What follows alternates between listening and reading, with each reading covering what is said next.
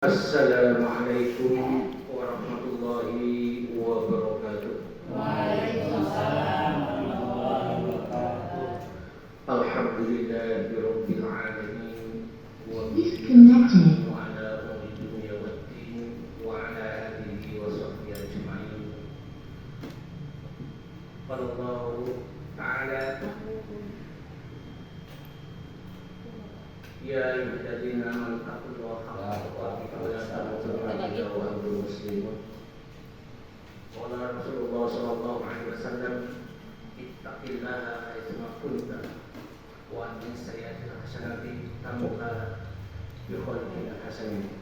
Amma yang saya hormati Bapak Kepala PDD SD Nusa Tenggara Barat, yang saya hormati Bapak dan Ibu Dewan Guru SD Tenggara Barat. Pertama-tama mari kita panjatkan puji syukur kepada Allah Subhanahu wa taala biqaulina alhamdulillahirabbil alamin. Yang sampai dengan saat ini kita masih diberikan nikmat sehat sehingga kita dapat bertemu, berjumpa dan menjalankan tugas sebagaimana biasa.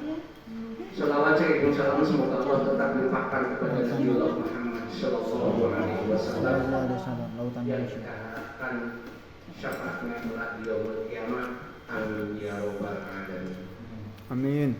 Bapak Kepala Sekolah dan seluruh Dewan Guru SD Nusa Tenggara Barat sengaja dikumpulkan pada saat ini dalam rangka menyebarkan pemahaman dan penerapan pengalaman budaya positif di sekolah kita, yaitu SD Nusa Tenggara Barat.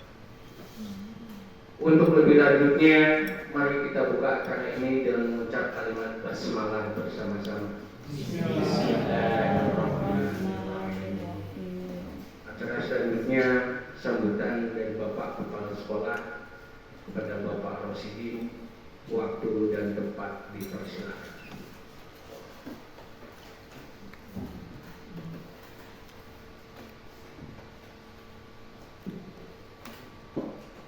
Assalamualaikum warahmatullahi wabarakatuh. Alhamdulillahirabbil alamin wassalatu wassalamu ala asyrofil anbiya'i wal mursalin wa ala alihi wa sahbihi ajmain. Di hadapan guru hebat SD 1 Papua yang saya hormati dan sangat luar biasa, pertama-tama marilah kita panjatkan puji syukur kehadirat Allah Subhanahu wa taala pada siang menjelang pagi menjelang siang ini kita dapat bertemu di ruangan kelas senang tanpa ada halangan suatu apapun.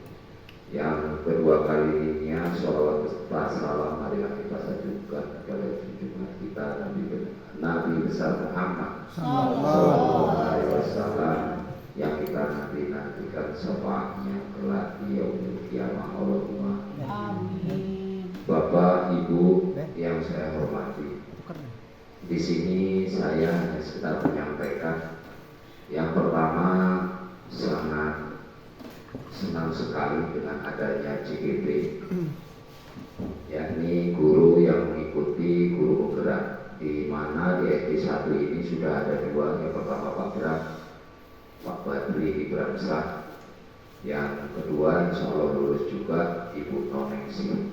Nah ini saya cukup senang sekali di mana Pak Guru dan Ibu Guru tersebut memang betul-betul akan mengikuti.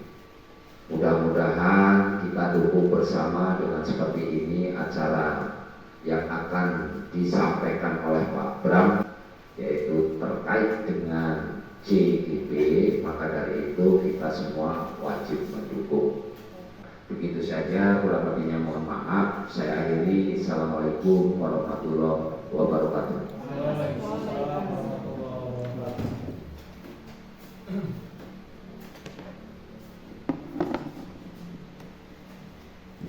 Terima kasih disampaikan.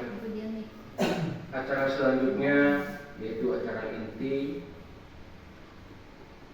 yaitu menyebarkan pemahaman dan penerapan pengalaman budaya positif yang akan disampaikan langsung oleh Bapak Badi Bramsa. Waktu sepenuhnya dipersilakan.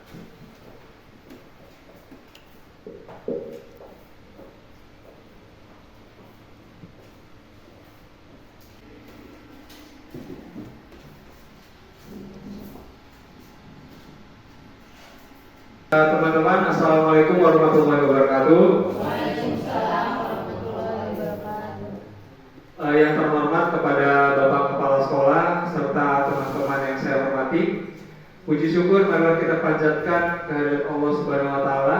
Berkat nikmatnya kita dapat berkumpul di ruangan ini dalam kegiatan hari ini.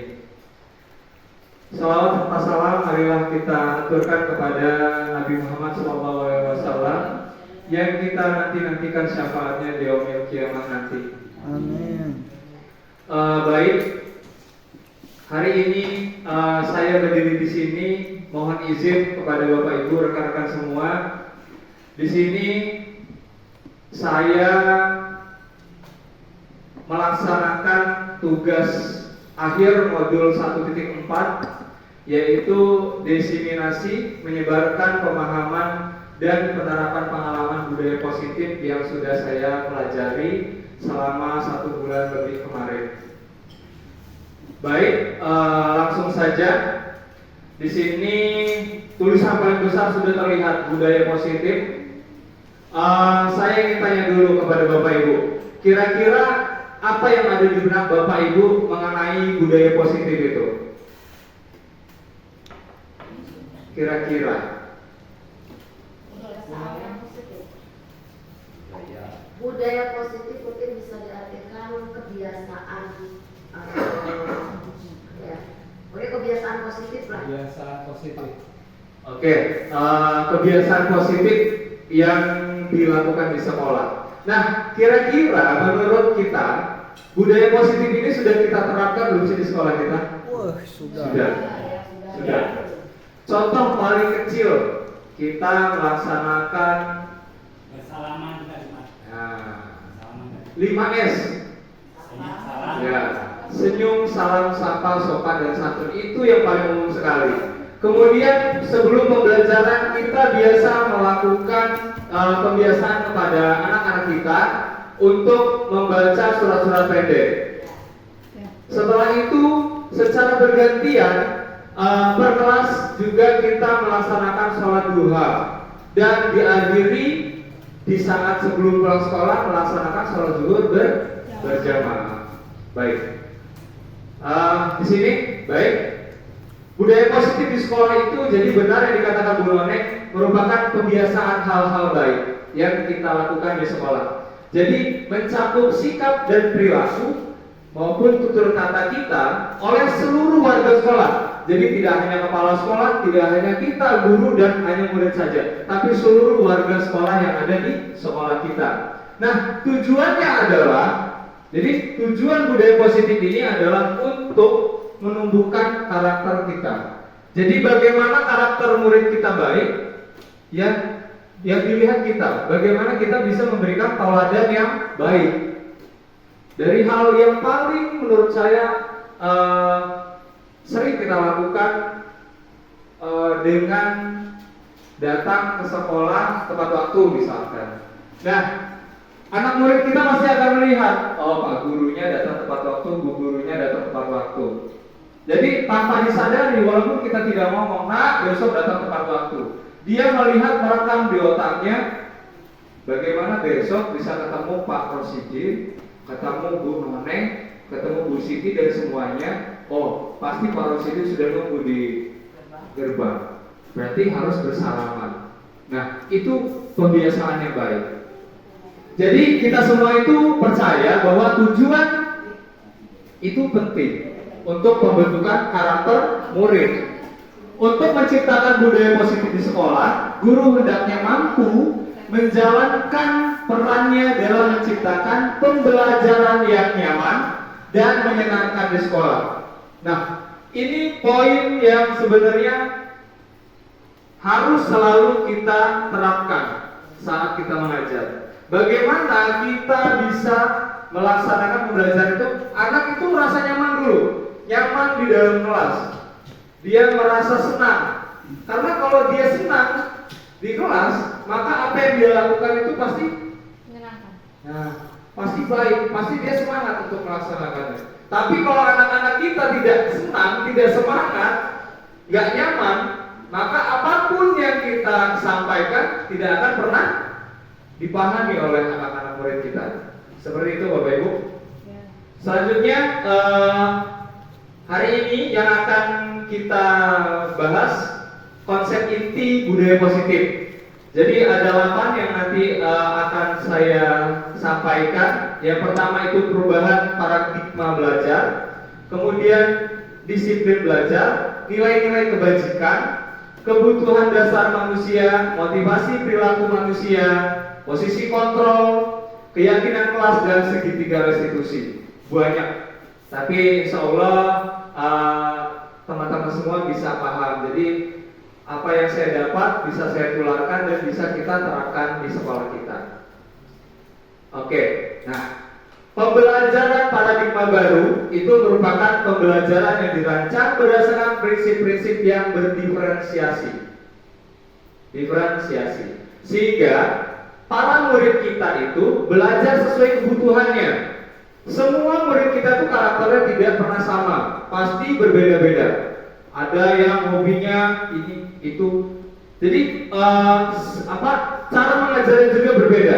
Seperti kemarin yang sudah dilaksanakan Bapak Ropini, dia melaksanakan pengimbasan guru penggerak ya Pak Ropini terkait pembelajaran yang berdiferensiasi. Jadi dikelompokkan anak-anak yang suka dengan ini sukanya dengan audio mendengar, kemudian visual melihat, dan kinestetik bergerak, gitu. Makanya belajar tidak harus selalu di dalam kelas, bisa keluar ke kebun, IPA, memperhatikan lingkungan, gitu. Jadi tidak melulu harus di dalam kelas. Kemudian peserta didik belajar sesuai kebutuhan yang berdasarkan tahap perkembangan sesuai teori psikologi modern untuk mewujudkan profil pelajar Pancasila yang sudah kita pernah bahas waktu itu. Kepencet. Nah, ini profil pelajar Pancasila. Yang pertama, beriman dan bertakwa, berkebinekaan global, gotong royong, kreatif, benar, kritis, dan mandiri. Selanjutnya, ini ada kepalan tangan Bapak Ibu. Paradigma perubahan. Jadi di sini kita bayangkan kita mengepal tangan, kita taruh emas, cincin, apapun yang berharga dalam diri kita. Jadi bagaimana? Coba apa yang kita pegang? Ini yang kita punya nih, yang kita miliki, yang berharga untuk kita. Nah, bisa nggak sih orang lain mengontrol apa yang kita punya? Menurut Bapak Ibu bisa nggak? Nggak bisa. Bisa tidak?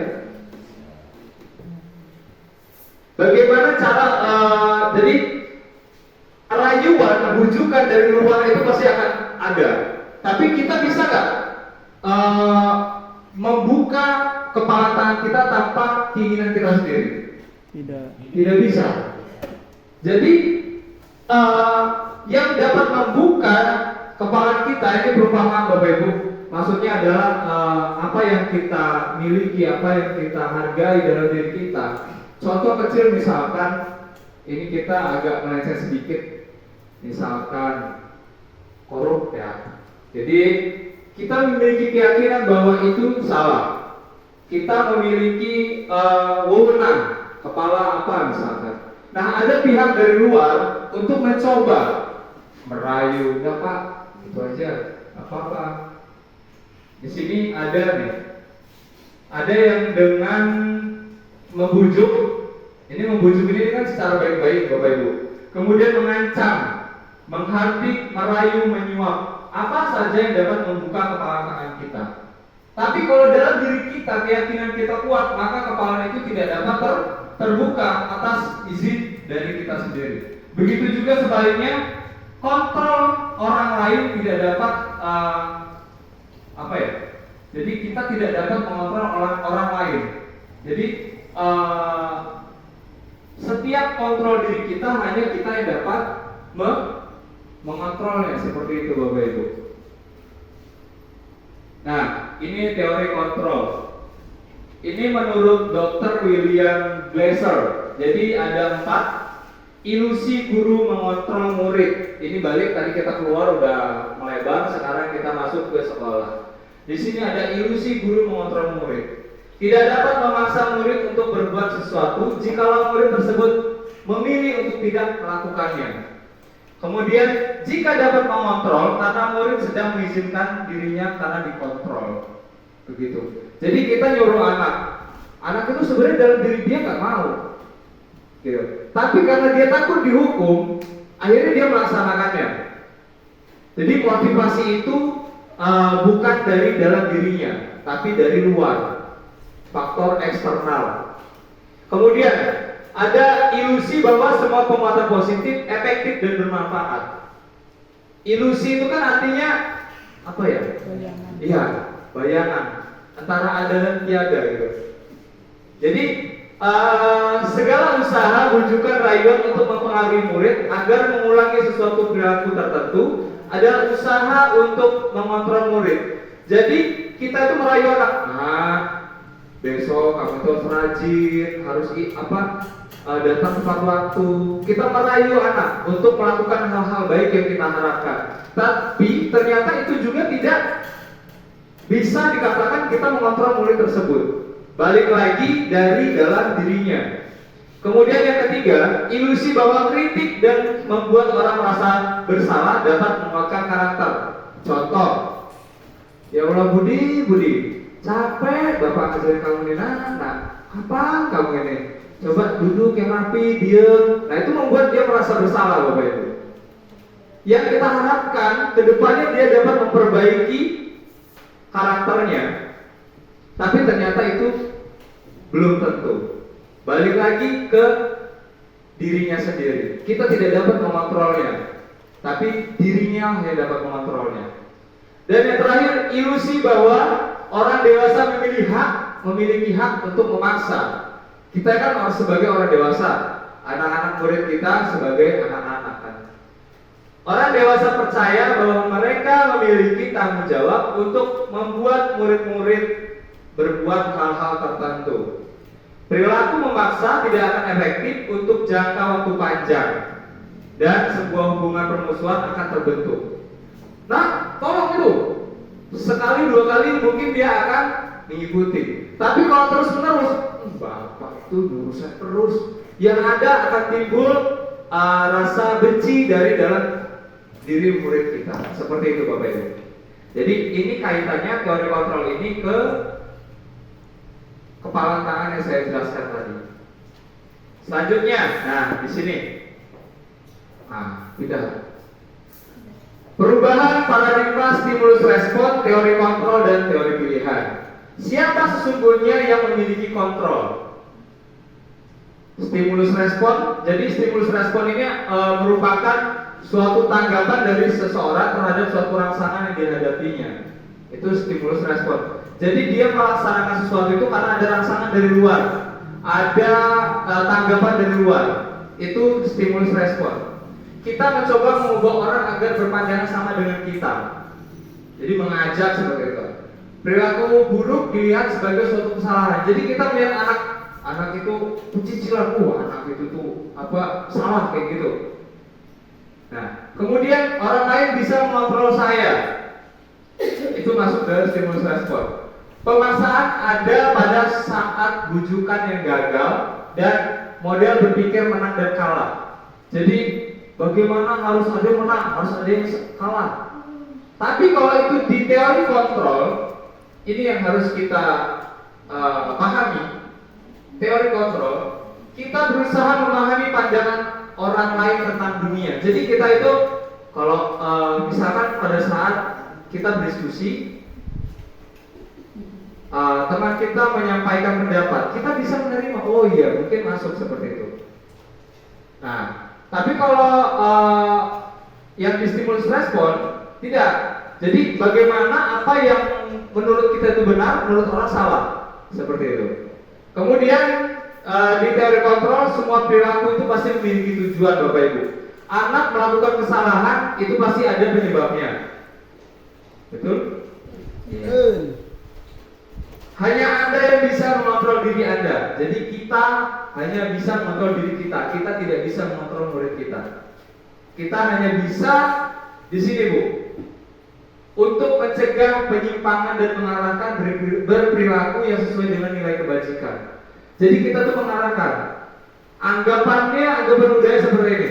Kita menggiring, kita mengajak anak itu untuk jalan lurus ke depan. Pada saat dia mau mengkol, ayo nak, lurus jalannya, seperti itu. Jadi tetap mengarahkan sesuai dengan nilai kebajikan. Kemudian kolaborasi dan konsensus menciptakan pilihan-pilihan baru dan model berpikir menang dan menang. Jadi bagaimana kita bisa bersama-sama. Kalau di stimulus respon, harus saya menang, kamu kalah. Tapi kalau di teori kontrol, bagaimana kita bisa menang bersama-sama, bisa sukses bersama-sama, bisa melakukannya bersama-sama. Seperti itu, Bapak Ibu. Oke. Nah, ini disiplin positif. Disiplin positif. Disiplin itu mengacu pada disiplin diri kita yang memiliki tanggung jawab terhadap apa yang dilakukan berdasarkan nilai-nilai yang diyakini. Jadi murid dan kita warga sekolah itu bisa dikatakan disiplin apabila dia bertanggung jawab dengan berdasarkan nilai-nilai yang nilai-nilai yang diyakininya. Contoh, menghargai. Oh, saya itu datang tepat waktu. Itu menghargai, Bapak Ibu, menghargai diri sendiri. Nah, selanjutnya, disiplin positif merupakan salah satu cara penerapan disiplin yang bertujuan menumbuhkan keadaan serta memberdayakan peserta didik tanpa imbalan. Imbalan itu reward, ancaman dan hukuman. Sebagai pendidik, tujuan kita adalah menciptakan peserta didik memiliki disiplin diri sehingga mereka berperilaku yang mengacu kepada nilai-nilai kebajikan universal. Universal itu umum maksudnya, Bapak Ibu, dan memiliki motivasi intrinsik, motivasi dalam dirinya dalam perubahan perilaku ke arah yang lebih baik. Nah, ini tadi yang saya sampaikan, nilai-nilai kebajikan universal. Sebenarnya kita sudah tahu nilai-nilai kebajikan itu ada di profil pelajar Pancasila. Nilai-nilai kebajikan adalah sifat-sifat positif manusia yang merupakan tujuan mulia yang ingin dicapai setiap individu. Nilai-nilai tersebut bersifat universal, lintas bahasa, suku, bangsa, agama maupun latar belakang. Setiap perilaku dan perbuatan itu pasti memiliki tujuan. Itu menurut Dr. William Gasser pada teori kontrol 1984. Dengan mengaitkan nilai-nilai kebajikan yang diyakini seseorang, maka motivasi intrinsiknya akan terbangun. Jadi, mengaitkan nilai-nilai kebajikan yang diyakininya, maka motivasi intrinsiknya akan terbangun. Sehingga menggerakkan motivasi dari dalam diri untuk dapat mencapai tujuan mulia yang diinginkan. Nah, nilai-nilai kebajikannya ini beriman dan bertakwa pada Tuhan Yang Esa dan berakhlak mulia, mandiri, benar kritis, berkebinekaan global, gotong royong dan kreatif. Seperti itu. Nah, setiap manusia itu memiliki kebutuhan dasar. Segala sesuatu yang kita lakukan untuk mendapatkan apa yang kita lakukan juga mendapatkan tujuan tertentu. Dan semua usaha terbaik yang kita lakukan adalah dalam rangka agar kebutuhan dasar kita terpenuhi dengan baik. Ini Bapak Ibu, ada 5 kebutuhan dasar manusia. Yang pertama ada bertahan hidup, kasih sayang dan rasa diterima, penguasaan, kebebasan dan kesenangan. Jadi ketika seorang murid melakukan sebuah perbuatan yang bertentangan dengan nilai-nilai kebajikan atau melanggar peraturan, hal itu karena mereka gagal memenuhi kebutuhan dasarnya. Jadi kalau misalkan murid kita itu membuat suatu kesalahan, itu kita harus pahami, kita ajak ngobrol, pasti ada kebutuhan dasarnya yang tidak terpenuhi. Mungkin dia dari bertahan hidup. Nah, ini contohnya Bapak Ibu, bertahan hidup. Kebutuhan yang bersifat fisiologis untuk bertahan hidup, misalnya makanan, pakaian, tempat tinggal, keamanan, dan kesehatan. Anak gak fokus dalam belajar. Kamu kenapa nak? Kok gak fokus? Iya Pak, tadi belum sarapan. Berarti kebutuhan dasar bertahan hidup belum terpenuhi. Dia lemas, diem aja. Kamu kenapa nak? Saya sakit. Berarti kebutuhan bertahan hidupnya ya belum terpenuhi. Kemudian kasih sayang dan rasa diterima. Kebutuhan untuk disayangi dan diterima, dipedulikan, berbagi, kerjasama, menjadi bagian dari kelompok. Nah, murid kita tuh pengen Pak disayang, bukan dimarah-marah. Wah, kamu ini gak bisa misalnya. Hah? Saya juga seperti itu Pak. Nah, di sini jadi anak itu kalau diperhatikan, nah kamu yang gak bisa yang mana. Jadi rasa bagaimana kita itu apa ya? Ada chemistry dengan murid kita. Jadi dia ada rasa kasih sayang dan rasa diterima. Jadi kalau misalkan berkelompok, dia diikutkan, dibagi sesuai dengan kelompoknya masing-masing. Dan juga apa yang dia lakukan itu diberikan apresiasi. Kemudian penguasaan. Nah, kebutuhan ini berhubungan dengan harga diri, keinginan untuk dianggap memimpin, berprestasi, diakui dan didengar. Contohnya ada Bapak Ibu. Jadi seperti dia itu ingin diakui. Pak, Bu, saya pengen jadi ketua kelas. Gitu. Nah, itu dia masuk kebutuhan dasar, ingin diakui, ingin dianggap, ingin memimpin. Itu dia masuk ke penguasaan. Kemudian kebebasan, kebutuhan kemandirian. Bagaimana kita dapat memberikan pembelajaran kepada anak dan anak itu bisa mandiri. Jadi diberikan kebebasan, nak, kamu mau belajarnya bagaimana? Oh Pak, saya inginnya yang seperti ini, pengen pakai video. Ayo monggo. Jadi sesuai dengan apa yang dia inginkan. Tetapi bukan diberikan kebebasan kamu harus seperti apa, bukan. Tetap di jalannya, tetap kita arahkan. Dan yang terakhir adalah kesenangan. Belajar itu Bapak Ibu kalau nggak senang pasti ngantuk dan nggak bakal masuk ke dalam otak, ya kan? Jadi kita buat bagaimana pembelajaran kita itu menyenangkan dengan cara membuat permainan, gitu. Jadi permainan sederhana nggak masalah Bapak Ibu, nggak mesti harus pakai laptop, pakai proyektor. Cari dulu di YouTube, oh ice breaking seperti ini. Jadi pada saat anak udah nggak fokus, mulai main-main, ayo sampai berdiri, kita ice breaking dulu. Apa? Misalkan kita tepuk penguin. Setel pakai HP, pakai speaker di kantor, gitu. Nah, jadi anak-anak itu ingin yang menyenangkan pembelajarannya. Oke, selanjutnya, nah ini ada kasus nih. Ada kasus, Bu Noneng guru wali kelas 6B, dia satu Gabura, sedang bingung menghadapi ulah salah satu murid di kelasnya, Reja. Beberapa anak di kelas 6 datang padanya mengeluhkan Reja yang seringkali minta bekal makan siang mereka dengan paksa. Menurut ibu bapak, kira-kira apa alasan Reja melakukan hal itu? Kemudian kebutuhan dasar apa yang sedang dipenuhi Reja? Ya. Oke, di sini sudah ada 5 pertanyaan Bapak Ibu. Saya akan membagikan kertas. Nanti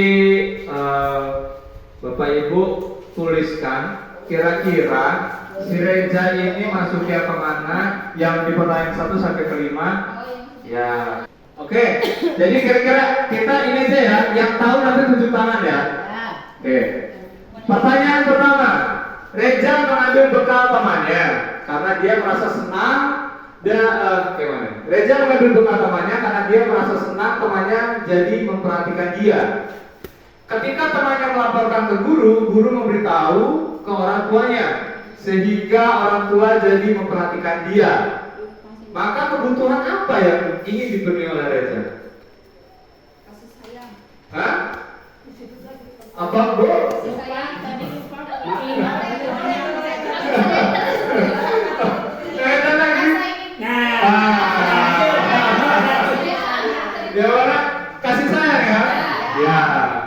dia merasa.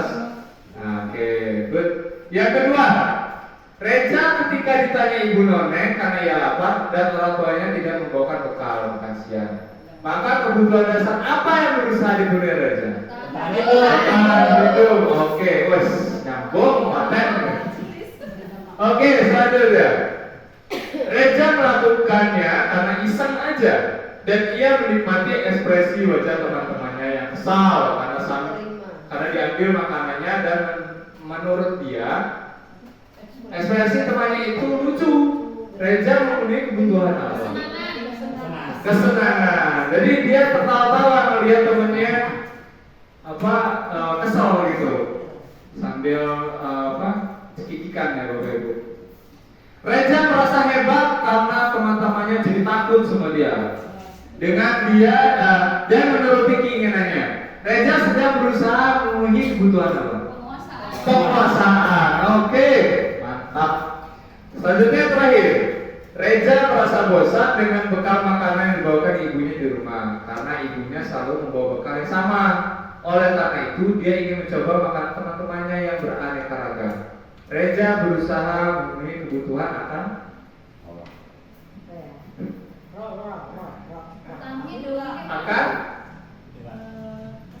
apa?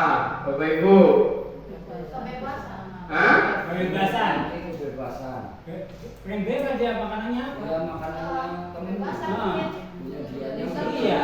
Iya betul Bapak Ibu, kebebasan. Jadi dia ingin mencoba hal baru, makan makanan baru yang dimiliki teman-temannya. Oke, good. Ternyata mudah sekali ya Bapak Ibu ya. Kalau kita kasih kasus, ini kasusnya anaknya Bu Noneng.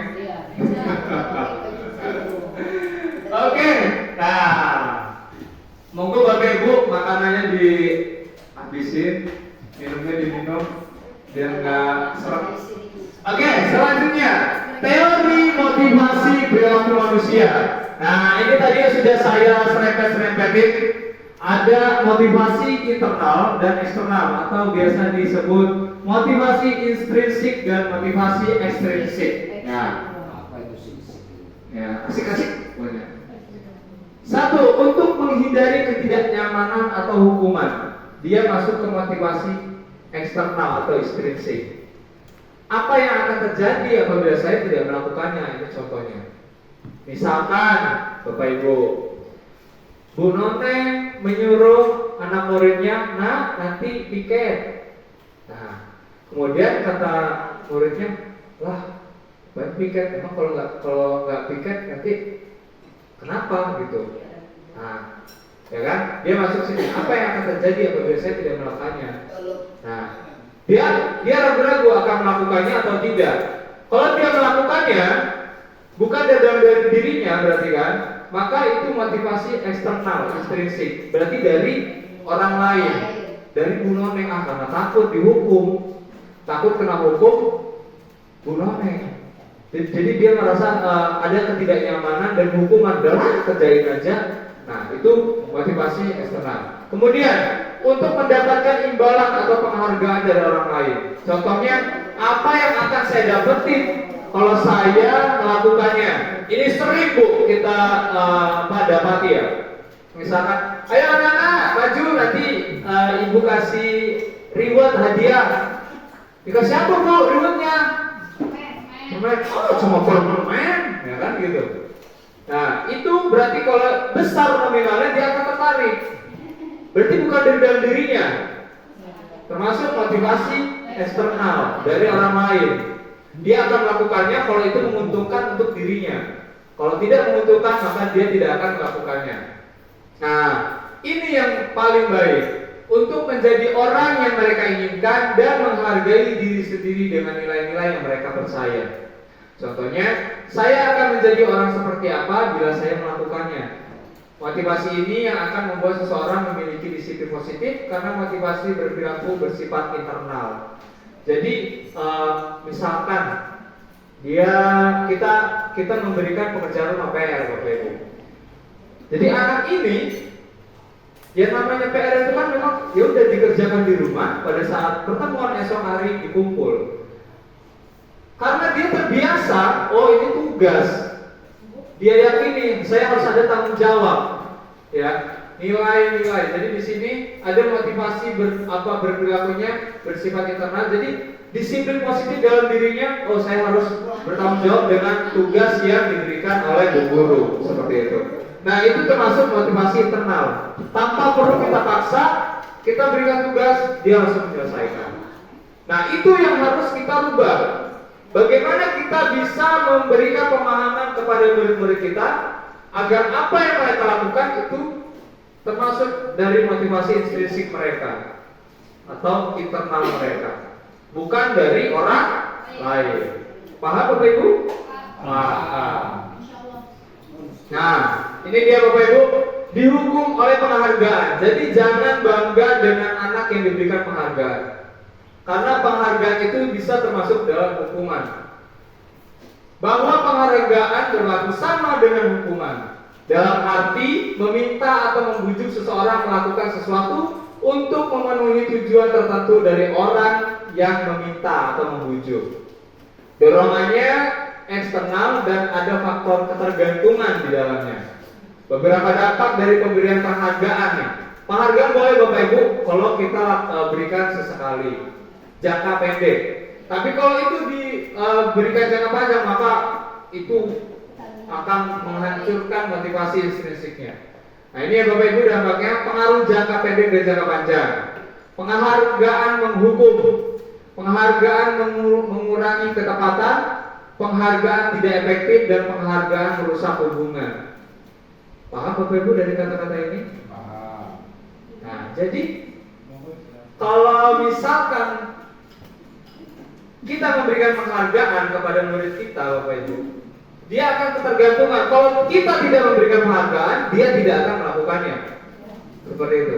Selalu dia akan termotivasi apabila diberikan penghargaan. Selanjutnya, dihukum oleh penghargaan. Penghargaan itu menurunkan kualitas karena dia tidak akan melakukannya dari disiplin positif yang ada dalam dirinya. Penghargaan mematikan kreativitas. Allah yang penting selesai, yang penting mengerjain tepat waktu, tapi dia tidak bisa mengembangkan potensinya di dalam apa yang dia kerjakan. Penghargaan mengurangi motivasi intrinsik. Betul. Jadi kalau kita biasa memberikan penghargaan, walaupun itu kecil Bapak Ibu, walaupun itu kecil, maka dia pasti akan mengurangi motivasi intrinsik dari murid tersebut. Makanya sering terjadi, misalkan kita nggak tahu alasannya karena apa. Misalkan ada di kelas 3 dia pinter, pada saat dia kelas 4 dia turun, nanti kelas 5 nambah turun, kelas 6 naik. Ada seperti itu. Nah itu biasanya dari motivasinya Bapak Ibu. Pada saat dia turun kita nggak tahu alasannya karena apa. Itulah bagaimana kita bisa memahami dari setiap murid-murid kita. Muridnya Bu Noneng ada berapa kelas di dalam kelas. Berikan kebebasan, yang penting dia tidak mengganggu temannya. Boleh, nggak apa-apa. Yang penting dia tetap sopan di dalam ruangan. Ya tetap di koridornya Bapak Ibu, ingat. Selanjutnya, nah ini bentuk program kebajikan. Jadi yang penting bukan penghargaan, yang penting adalah apresiasi. Dalam memberikan apresiasi atau pengakuan perlu diingat beberapa hal. Beri dukungan secara khusus. Secara khusus itu misalkan kayak dia itu melakukan sesuatu hal yang menarik dan itu menurut kita kalau dia melakukannya itu udah sip banget gitu. Nah itu berikan apresiasi. Dia hebat, Zora, bisa melakukannya gitu misalkan. Berikan pengakuan secara pribadi supaya dia agak-agak terbang dikit, nggak apa-apa lah murid kita. Berikan pengakuan kepada semua murid secara bergantian. Kita tidak boleh beri kasih. Semua murid kita sama, jadi kita harus memberikan pengakuan kepada semua murid kita. Karena setiap murid itu berbeda-beda. Ada yang daya tangkapnya lemah, daya tangkapnya cepat, cara belajarnya seperti ini, ada yang cara belajar seperti itu. Jadi kita tidak bisa menjudge anak ini gak bisa apa-apa. Jadi harus kita pahami Dia nggak bisa itu karena apa? Bisa faktor dari rumah atau dari mana, dari temannya. Itu yang harus kita bisa diskusikan dengan murid kita. Berikan pengakuan secara konsisten dan fokus kepada proses. Ingat, penilaian yang baik itu dari proses, Bapak Ibu. Jadi fokus kita ke proses. Apa yang anak itu lakukan, bukan apa yang anak itu dapatkan. Apa yang anak itu hasilkan, tapi bagaimana dia melakukannya, bagaimana dia mengerjakannya, prosesnya. Nah, ini dia contoh pengakuannya, Bapak Ibu. Misalkan, kemarin Ibu lihat, Ibu perhatikan kamu ini ya, berpakaiannya rapi, atributnya lengkap. Nah, itu sudah memberikan apresiasi. Padahal sepele untuk kita. Kamu ini ya, bukunya bersih. Dia merasa, saya diperhatiin berarti sama Bu None. Berarti saya besok-besok bukunya harus bersih. Karena kalau udah dipuji, terus besoknya kotor kan, biasanya anak-anak itu akan memperbaiki dari apa yang kita sampaikan seperti itu. Ya. Kemudian, Ibu menghargai apa yang sudah kamu lakukan. Misalkan ini dari diskusi Bapak Ibu, dari kelompok ini, dia sudah melakukan, itu kita hargai apa yang mereka lakukan. Dan terima kasih. Nah, ini biasanya ini bisa nih Bu dipakai yang aktif luar biasa. Misalkan siapa ya, Budi lah taruh. Ajam lah misalkan. Oke, ya. Jadi bagaimana kita malah justru harus dekati dia. Misalkan Ajam, tolong dong Ibu ambilin buku absen Ibu di kantor. Biar dia aktif dengan caranya sendiri. Jadi ada nilai plusnya dari anak itu. Nah, nilai kebajikan ini Bapak Ibu, rasa empatinya, kepeduliannya, dan rasa tanggung jawabnya. Nah, oke, kita lanjutkan. Nah, ini yang itu ada di situ tadi ada nanya, itu dihukum konsekuensi. Jadi ini Bapak Ibu perbedaan hukuman, konsekuensi, dan restitusi. Hukuman itu tidak terencana, dilakukan secara tiba-tiba dengan memberikan penghukuman lari, ya, tanpa ada kesepakatan antara kita dan murid, satu arah dari kita. Bisa berupa hukuman fisik dan hukuman psikis. Kemudian konsekuensi. Nah, kalau konsekuensi ini terencana, disepakati sesuai aturan. Apabila kamu tidak mengerjakan PR, maka ada konsekuensinya, ada sanksinya. Murid tetap dibuat tidak nyaman. Pasti dia tidak nyaman, dia dapat konsekuensi dari apa yang dia lakukan. Kemudian sikap guru selalu memonitor murid. Nah, kalau di konsekuensi ini, gurunya pasti memonitor murid. Jadi apa yang dia lakukan, kita selalu tahu progresnya karena kita memonitornya. Dan restitusi. Proses menciptakan kondisi bagi murid untuk memperbaiki kesalahan. Proses kolaboratif yang mengajarkan murid untuk mencari solusinya sendiri. Nah, menurut Bapak Ibu nih, dari tiga ini ada hukuman, konsekuensi, dan restitusi. Mana yang paling terbaik? Yang kan konsekuensi. Kita buat semacam kontrak belajar. Siswa kan jadi bisa tahu. Kalau saya banyak bermain nanti ada konsekuensinya apa? Ya betul Bapak Ibu, tapi konsekuensi itu masih merugikan. Konsekuensi itu masih membuat tidak nyaman murid. Nah, yang paling bagus adalah kita melakukan restitusi. Jadi pada saat muridnya Pak Mansur melakukan kesalahan, misalnya tidur Pak Mansur lagi ngajar dia tidur, jangan pernah marahi dia, ceramahi dia di depan umum, maka mentalnya pasti kena. Panggil dia di depan guru malah marah. Itu juga jangan Bapak Ibu. Tapi panggil, ngobrol lah bahasanya, diskusi. Nah, kamu kenapa tidur? Misalkan seperti itu. Pasti ada alasannya. Saya ini Pak, semalam begadang. Nah, alasan kamu begadang kenapa? Pasti kan ada alasannya dia begadang. Ya Pak, saya misalkan keluarga saya ada yang sedang hajatan, jadi saya ngikut orang tua saya, makanya saya begadang. Nah, oke, Bapak juga pernah melakukan seperti itu. Kita juga pasti pernah Pak, Bu, melakukannya.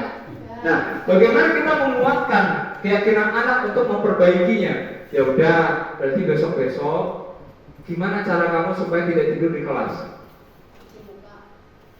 Cuci muka. Oke, caranya adalah ya Pak, saya besok nggak begadang lagi. Berarti kamu maksimal tidur harusnya jam berapa nak? Biar dia yang menjawab sendiri, jangan kita. Dia mencari solusinya sendiri. Ya Pak, berarti saya tidur jam 9 misalkan. Nah, dia sudah tahu solusinya. Oke, baik. Kalau gitu besok-besok ya perlu diingat kamu tidurnya jam 9. Lebih-lebih jam 10. Jangan sampai kamu tidur lagi di kelas. Nah, itu langkah-langkah dari restitusi. Kalau nggak konsekuensi, nak, kamu ngapa terlambat? Ya Pak, saya tadi itu pokoknya kesiangan. Ya, sesuai dengan kesepakatan kita, kamu terlambat, kamu harus berdiri di depan bendera 1 jam. Walaupun itu sudah kesepakatan, tapi itu tetap membuat dia tidak nyaman. Makanya konsekuensi juga belum baik seperti itu. Hah? Tapi itu tidak ada perbaikan, Bu None. Jadi tidak ada apa ya, solusi untuk memperbaikinya dari dalam dirinya. Oke. Nah, ini tadi kan saya sudah menjelaskan antara hukuman dan konsekuensi serta langkah-langkah restitusi. Nah, ini baru saya akan membagikan kertas. Nanti dari ini ada 7 Bapak Ibu. Jadi nanti ibu-ibu, bapak-bapak, dari tindakan guru ini nomor 1, nanti di kertasnya ditulisin nomor 1 nama dan dia masuknya kemana, hukuman atau konsekuensi. Nanti saya minta ditempelin di situ. Oke? Oke. Nama ibu.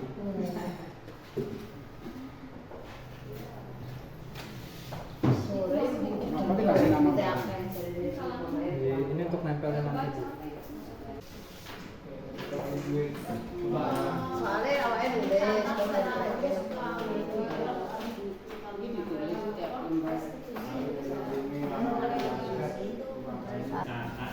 Sekali itu berarti konsekuensinya.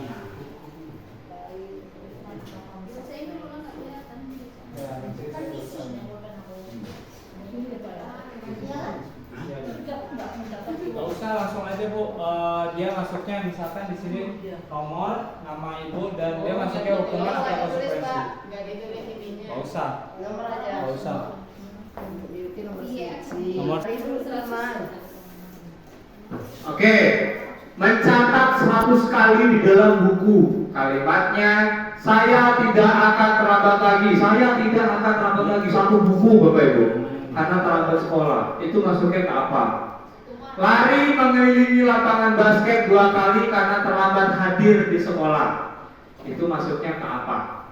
Murid diminta untuk push up 15 kali karena tidak menggunakan masker ke sekolah. Nah, itu masuknya ke hukuman atau konsekuensi. Menggantikan kertas tugas teman yang telah dicoret-coret. Nah, itu masuknya ke hukuman atau restitusi. Murid disuruh untuk mengenakan sepatu seharian di sekolah karena tidak mengenakan sepatu hitam. Dan yang terakhir, lari mengelilingi lapangan basket 2 kali karena terlambat 10 menit untuk pelajaran PJOK. konsekuensi nomor 5 ya. Konsekuensi.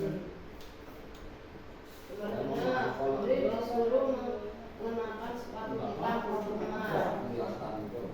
seharian.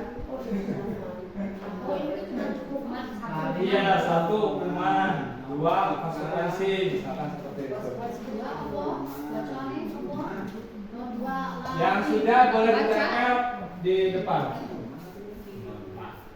Mbak nanya itu.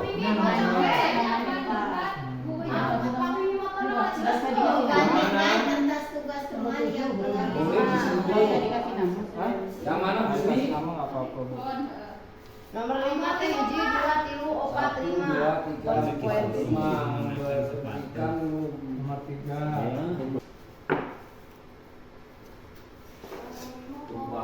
Konsekuensi nomor 1.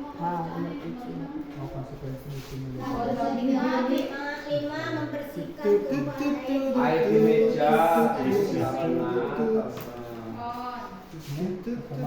pada saat Dari ketok langsung cacat.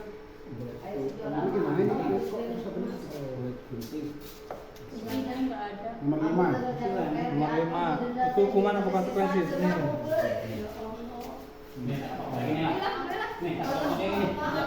Mau bebas.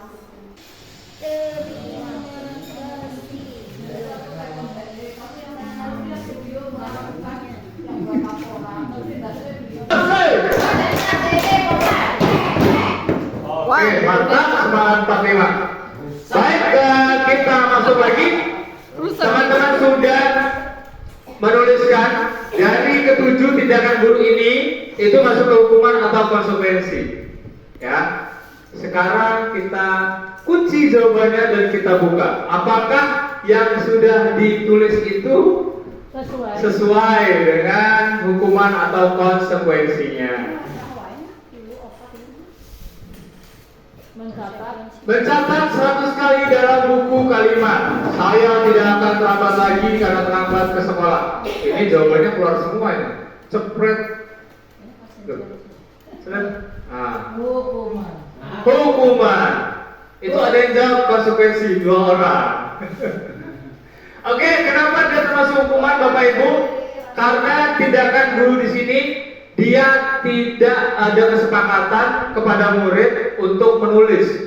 Jadi pada saat anak itu terlambat, kamu tulis di buku, buat tulisan saya tidak akan terlambat lagi. Nah, itu termasuk ke dalam hukuman. Yang kedua, lari mengelilingi lapangan basket 2 kali karena terlambat hadir di sekolah. Ya, itu termasuk dalam hukuman ya, 1 arah dari gurunya. Murid diminta pusat 15 kali karena tidak menggunakan masker ke sekolah. Hukuman. Jadi 1 arah. Kamu nggak pakai masker, pusat 15 kali. Pulang. Oke, selanjutnya. Menggantikan kertas tugas teman yang telah dicoret-coret. Nah, kenapa ini bisa masuk konsekuensi? Mengganggu teman itu ada dalam keyakinan kelas. Bagaimana kita bisa rukun antar warga sekolah, ya kan, saling menghargai, ya, toleransi. Di sini dia mencoret-coret buku temannya. Jadi dengan kesepakatan atau keyakinan kelas yang sudah dibuat, dia melanggar, di situ dia mendapatkan sanksi, yaitu sanksinya adalah menggantikan buku temannya. Kemudian yang kelima, membersihkan tumpahan air di meja tulis karena tersenggol pada saat belajar. Jadi dia tumpahin air. Tanggung jawab dia sebagai murid. Oh, ya saya harus membersihkannya. Itulah dia masuk ke konsekuensi. Di situ nomor 5 konsekuensi semua. Wih, keren, betul semua.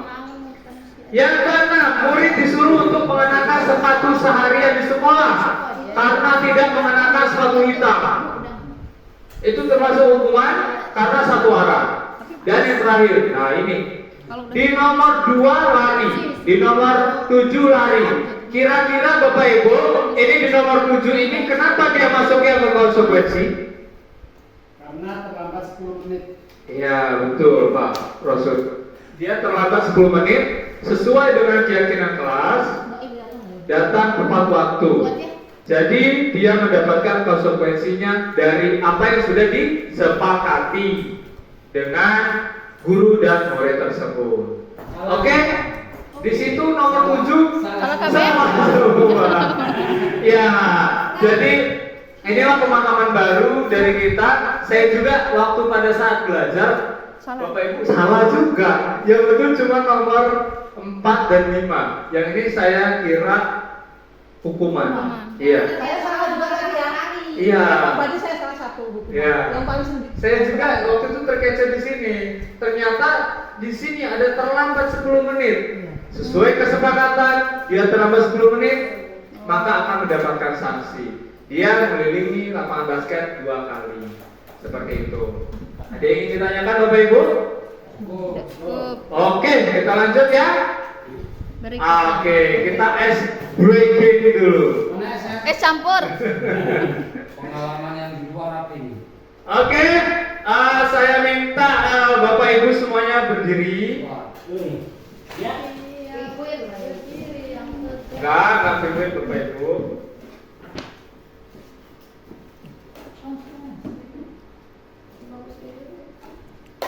Bapak, ada berdiri Pak.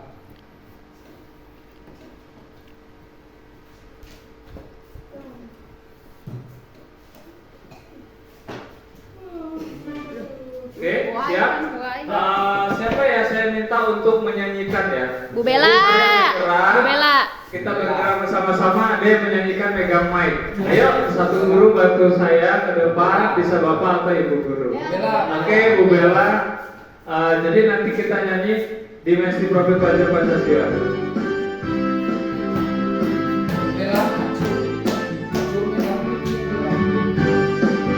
Yakin dan bernama kritis, belajar Pancasila, beriman dan bertakwa pada Tuhan Yang Esa, dan berakhlak mulia, berkebinekaan global, gotong royong mandiri, kreatif dan bernalar kritis.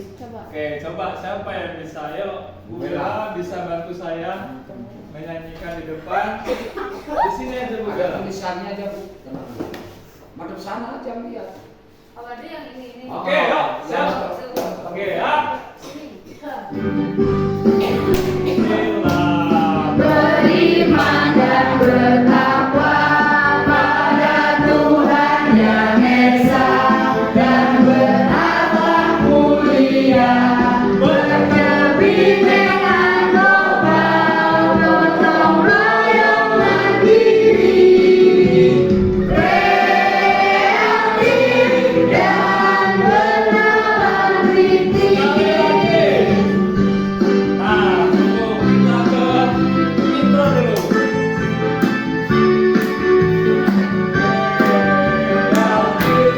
Dan bernalar kritis.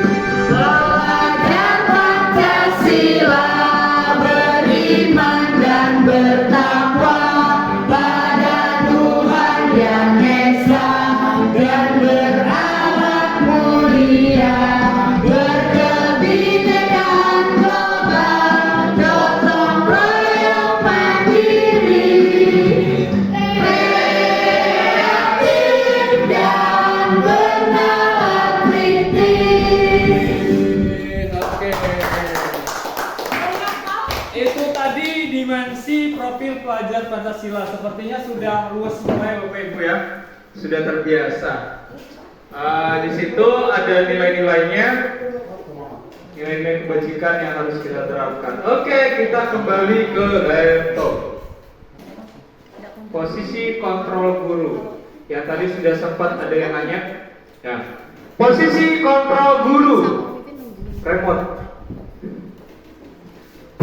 Posisi kontrol guru di sini kelihatan bulannya, Bu ya? Kelihatan. Oke, saya agak sini. Di sini ada 5. Yang pertama posisi sebagai penghukum, kemudian pembuat rasa bersalah, teman, pemantau dan manajer. Ya, oke. Nah, di sini sebagai seorang penghukum, seseorang penghukum bisa menggunakan hukuman fisik atau hukuman verbal.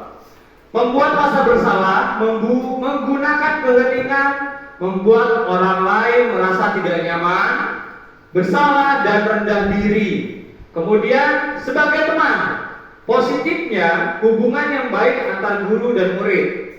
Jadi kalau kita tuh dengan murid kita kayak teman itu kan hubungannya pasti erat gitu. Nah, negatifnya bila suatu saat guru tidak membantu murid akan kecewa. Pemantau mengawasi perilaku murid berdasarkan pada peraturan-peraturan dan konsekuensi. Dan manajer guru bersama murid mempersilahkan murid mempertanggungjawabkan perilakunya agar menemukan solusi atas permasalahannya sendiri. Itu pengertian dari kelima posisi kontrol. Selanjutnya, nah ini ciri-cirinya Bapak Ibu. Seorang penghukum, guru yang menjadi penghukum, itu pasti nada suaranya tinggi. Iya, nggak Ya. boleh malam lembut. Matanya melotot-melotot. Ya jelas. Hai kamu, itu kan melotot. Jadinya nunjuk-nunjuk. Ya. Ya kan? Dan menghati. Kemudian pembuat rasa bersalah. Nah ini cirinya, nadanya memelas, halus, sedih dan merata pada anak. Jadi, ya Allah, gak kasihan apa sama ibu-ibu udah datang Buat cepet ngajarin. Kamu kok malah ribut nah gitu. Nah itu membuat rasa bersalah. Dan sebagai teman cirinya, nada suaranya ramah, akrab dan bercanda, merapat pada murid, senyum jenaka. Wahidah. Kamu belum selesai. Udah, nggak apa-apa. Besok yang penting diselesain ya.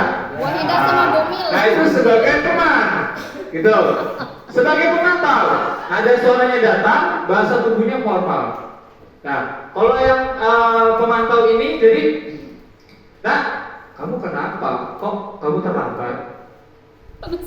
Kamu tahu kan aturan di sekolah kita seperti apa? Oh ya sudah, besok jangan ulangin lagi. Nah, itu jadi nada bicaranya itu datar, itu sebagai pemantau, tapi dia sesuai dengan aturan-aturan yang ada. Dan manajer, nah kalau manajer ini Bapak Ibu, nada suaranya halus, bahasa tubuhnya tidak kaku, mendekat ke murid. Kepala sekolah. Bela. Ya. Kepala sekolah. Ya, betul. Jadi kalau sebagai manajer, kita itu pada saat ada murid kita yang salah, maka kita tidak akan mungkin marah-marah. Bahasa tubuh kita tidak kaku, jadi membuat anak itu nyaman dulu. Kita ajak ngobrol. Kalau dia sudah nyaman, kita ajak ngobrol, dia pasti akan terbuka. Seperti itu. Jadi kita mendekat ke anak bukan berarti kita menjadi teman, tapi kita untuk memahami apa yang dia rasakan, Bapak Ibu. Seperti itu. Ada yang ingin ditanyakan? Ya. Nah, kira-kira Bapak Ibu, Iya. kita sudah masuk ke posisi kontrol sebagai manajer belum? Semua sudah. Sudah? Nah, tetapi, Nggak mungkin. ya, tetapi kita pernah sebagai penghukum, kita membuat merasa bersalah, kita sebagai teman, sebagai pemantau. Nah, akan tetapi yang perlu diingat dari kelima ini, yang paling baik adalah kita sebagai manajer. Jangan sampai kita terbiasa sebagai penghukum, sebagai pembuat rasa bersalah, sebagai teman dan sebagai pemantau. Usahakan kita bisa berusaha menjadi seorang manajer. Angel buruannya nggak usah. Gak apa-apa, kita sama-sama belajar. Ya. Ya, jadi kita sama-sama belajar. Jadi apapun itu, kalau kita sering lakukan, akan menjadi kebiasaan kita. Kebiasaan. Pada saat sebenarnya Bu, pada saat anak itu bandel, nggak bisa apa-apa. Apa untungnya kita marah-marah? Ada nggak untuk kita marah-marah? Untuk kita nggak ada. Nggak ada. Tapi puas nyari. Puas Bu. Jadi hanya kepuasan tersendiri, Iya. tapi tidak ada dampak baik terhadap anak murid kita. Betul Bapak Ibu? Betul. Iya. Emang saya dulu sering seperti itu. Batin. Ya Allah, nah, nyampe ngotot-ngotot, tunjuk-tunjukan gitu kan. Tapi pernah kalau saya udah marah gitu, nyampe suara seret gitu. Iya. Sampai murat leher. Tapi udahnya ngapain ya, capek gitu. Iya, capek sendiri. Lebih baik kamu nggak bisa, ya udah belajar, ayo kita belajar. Tinggal adil si anak kalian. Oke, Bapak Ibu. Nah, ini contoh kasus penerapan 5 posisi kontrol. Di sini ada kasus siswa tidak memakai atribut lengkap saat upacara bendera. Ini kalau sebagai penghukum, hormat pada bendera 1 jam sana. Itu yang disampaikan kepada muridnya. Kalau dia membuat merasa bersalah, maka yang disampaikan Berapa kali ibu harus beritahu kamu, nak, kamu selalu kecewain ibu terus loh, nak, ya kan? Selanjutnya, sebagai teman, ayo dong ikuti peraturan sekolah, tolong bantu bapak. Sekali ini aja, ya sudah, nggak apa-apa. Lain kali jangan berbuat seperti ini lagi. Nah, itu sebagai teman. Selain mata, kamu sudah melanggar peraturan sekolah. Kamu tahu konsekuensinya? Tahu, Pak. Setelah pulang sekolah, beri atribut dan jangan diulangi lagi. Jadi ada pemahaman dari aturan yang disampaikan. Dan yang terakhir sebagai manajer, apakah kamu tahu kesalahan kamu? Tahu, Pak. Apa salahnya? Ya, Pak, saya nggak pakai ikat pinggang, misalkan. Kira-kira gimana kamu memperbaiki kesalahan? Ya, Pak, besok taruh ikat pinggangnya, saya taruh di tas supaya nggak keselip, nggak hilang. Besok hari Senin. Nah, besok. Jadi kamu tahu ya apa solusinya, bagaimana untuk memperbaiki kesalahan kamu, ya, Pak. Nah, itu sebagai manajer. Oke, saya akan menampilkan video. Ya. Video lagi ini contoh dari 5 posisi kontrol.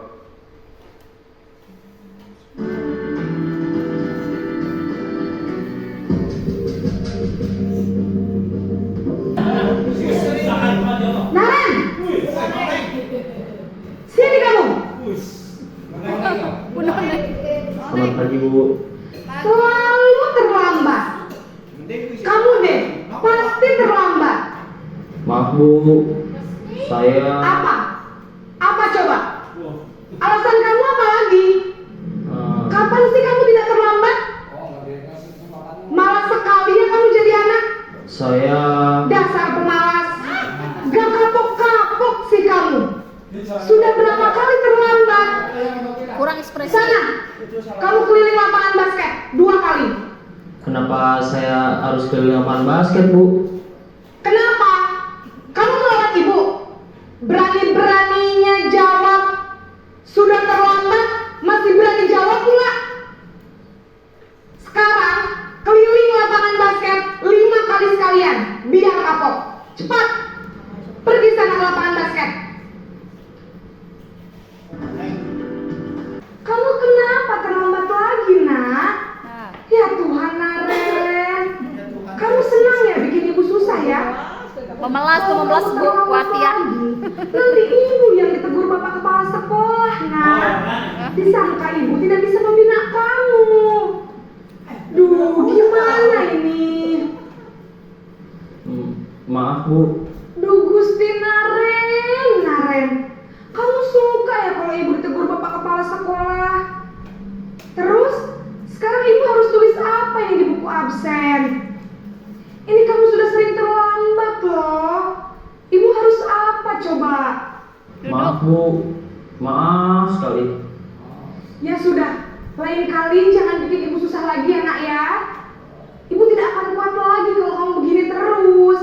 Bisa jantungan kalau ibu ditegur bapak kepala sekolah. Karena cepat ke kelas. Maaf ya, Bu. Maaf sekali. Selamat pagi, Bu. Wah, sudah jam berapa ini, nak? Terlambat lagi ya, sayang. Iya, Bu. Habis ibu saya lupa bangunkan saya, Bu. Kamu malah menyalahkan ibu kamu. Kamu bukannya anak yang larinya paling kencang. Kok terlambat sih? Iya, Bu. Saya memang terlambat bangun tadi. Jadi biarpun saya lari kencang, tetap gak kekejar, Bu. Ya sudah sana. Nanti lain kali larinya lebih kencang lagi ya. Biar gak terlambat lagi. Bikin senang ibu. Demi ibu. Bisa kan? Bisa lah, Bu. Ya sudah sana masuk kelas. Ibu beresin urusan absen kamu. Kamu ini ada-ada saja.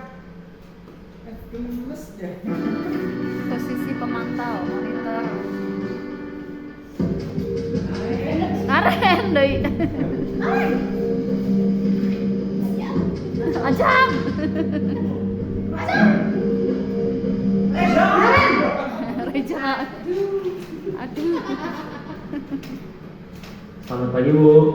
Naren, apa peraturan sekolah kita tentang jam berapa kita harus masuk sekolah, nak? Oh, Kita- pemotong nadanya datar. Harus di sekolah jam 7 Bu. Iya betul, sekarang sudah jam 7.20.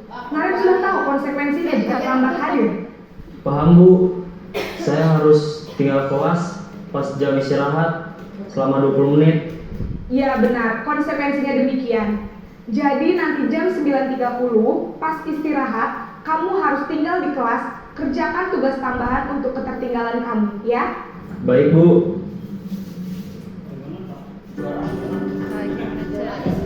Bener lah.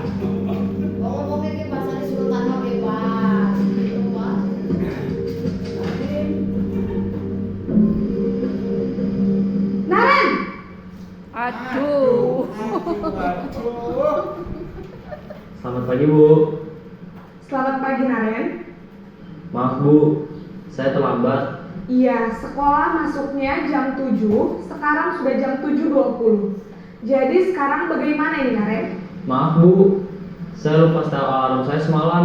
Baiklah, menurut kamu, keyakinan sekolah yang mana yang perlu kamu tingkatkan?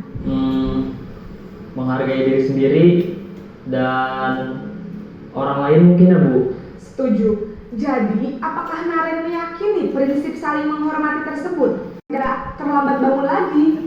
Tidak ada Bu. Baik Naren, terima kasih untuk kerjasama kamu. Sekarang kamu perlu kembali ke kelas untuk belajar. Baik Bu, terima kasih.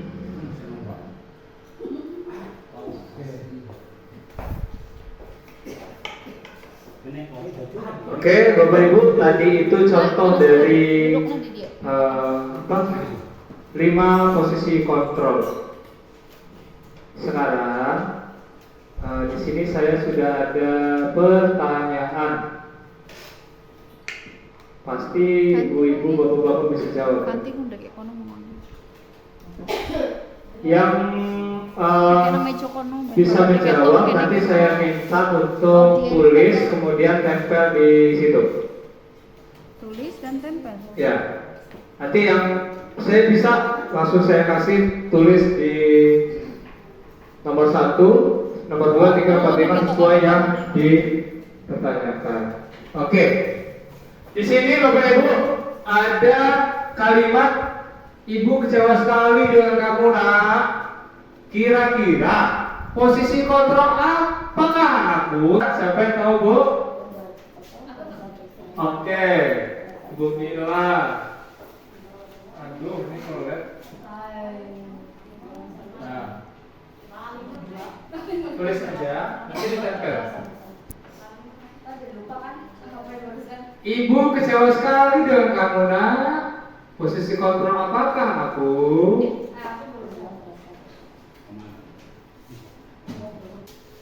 Sudah?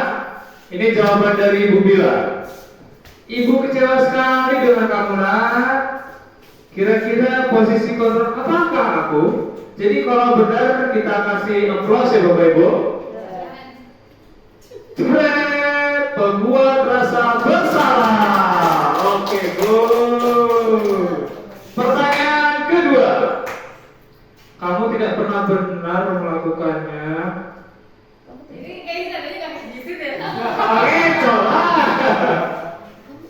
Kamu tidak pernah benar melakukannya. Nah, kira-kira posisi kontrol apakah aku? Yang bisa jawab? Ayo, Bu Latia, untuk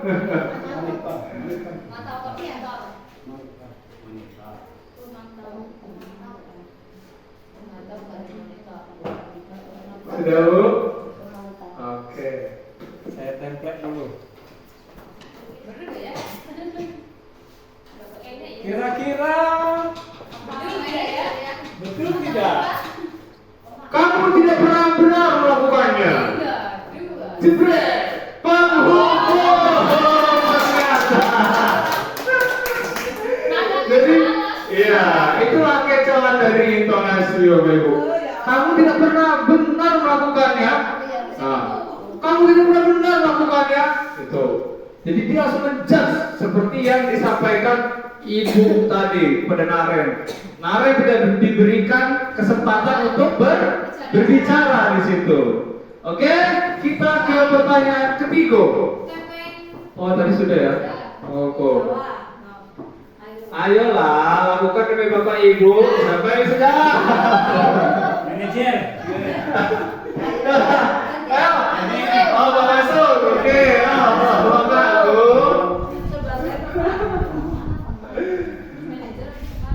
Ayolah lakukan demi bapak ibu. Teman. Oke.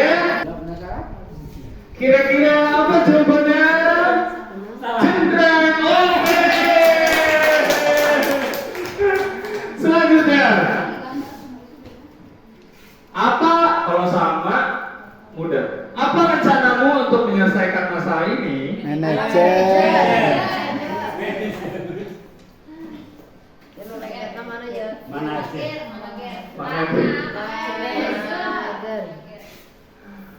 Oke.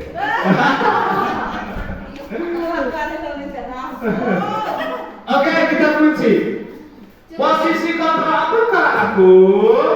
Jebret. Aduh. Yeay.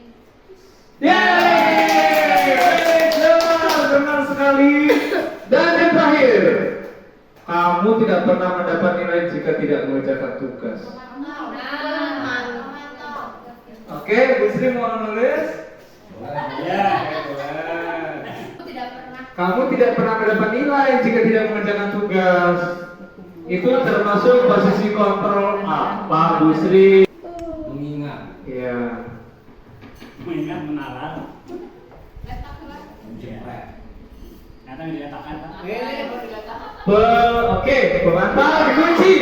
Posisi kontrol apakah aku? Oke, benar sekali. Ternyata mudah sekali memahaminya ya.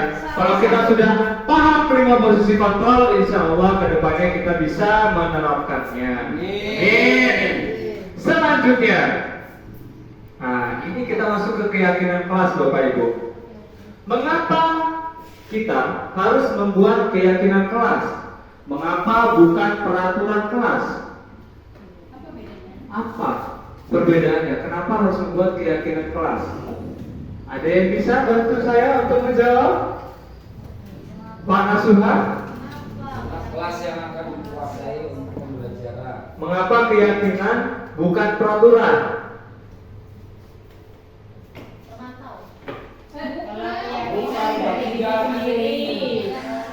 Ya. Mohon maaf bila salah, menurut saya kalau keyakinan itu menyangkut kesepakatan, tapi kalau peraturan itu yang membuat mungkin salah satu guru itu sendiri. Oke, kasih kelas dulu Asia. Sudah benar Yang disampaikan buat dia. Oke. Nah ini saya sebelum menjelaskan tadi, kita analogikan dulu. Mengapa tidak peraturan saja? Mengapa harus keyakinan kelas? Coba kita secara umum. Bapak Ibu pernah pergi jauh pakai motor? Wah, sering. Pakai helm enggak? Pakai. Tujuan pakai helm itu apa sih? Melindungi diri. Hah? Menjaga kesehatan, melindungi diri. Mending apa lebih ke melindungi apa lebih nggak ketilang? Melindungi. Hah? Melindungi.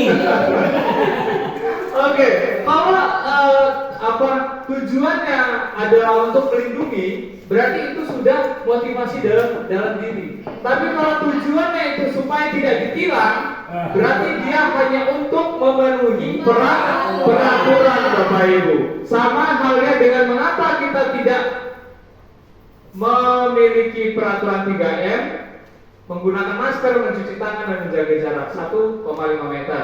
Mengapa kita memiliki peraturan harus datang tepat waktu pada saat mengikuti pelatihan? Karena sudah diatur dari sana, bukan kita yang atur. Betul, Bapak Ibu? Iya. Satu arah yang mengatur. Itu namanya peraturan. Untuk mendukung motivasi instruksi, kembali ke nilai-nilai keyakinan lebih menggerakkan seseorang dibandingkan mengikuti serangkaian peraturan-peraturan. Peraturan itu biasanya Bapak Ibu apa ya? isinya itu lebih ke arah tidak, jangan, tidak boleh. Iya, mengikat.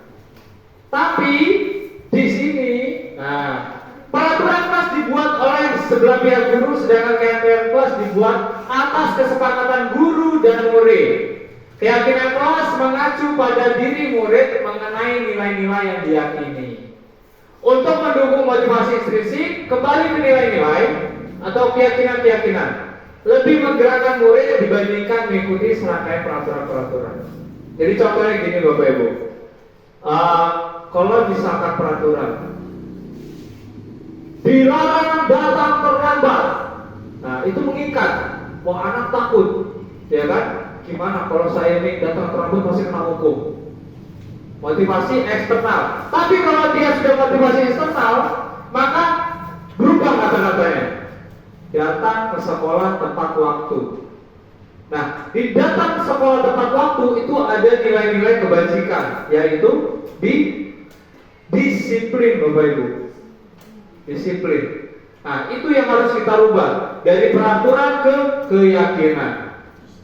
Nah, ini cirinya. Kalau keyakinan kelas itu bersifat lebih abstrak dari peraturan, berupa pernyataan universal, dibuat dalam pernyataan positif, sedikit aja, nggak usah banyak-banyak, yang penting mudah diingat, sesuai dengan kondisi kelas kita masing-masing, agar mudah diterapkan. Dan semua warga sekolah dilibatkan untuk membuat keyakinan kelas.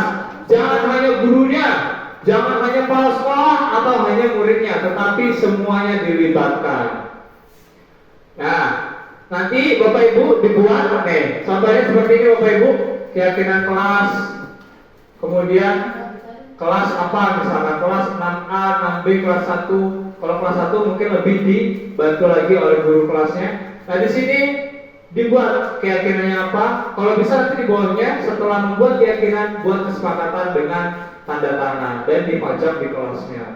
Jadi anak-anak bisa melihat setiap hari, oh harus datang tepat waktu, oh berpakaian yang rapi dan lengkap, seperti itu. Nah, ini contohnya Bapak Ibu, keyakinan kelas, datang tepat waktu, menjaga kebersihan kelas, menjaga ketertiban kelas, saling menghormati, menghargai, berpakaian sesuai aturan. Kalau ini jadi peraturan, tidak boleh terlambat, jangan buang sampah sembarangan.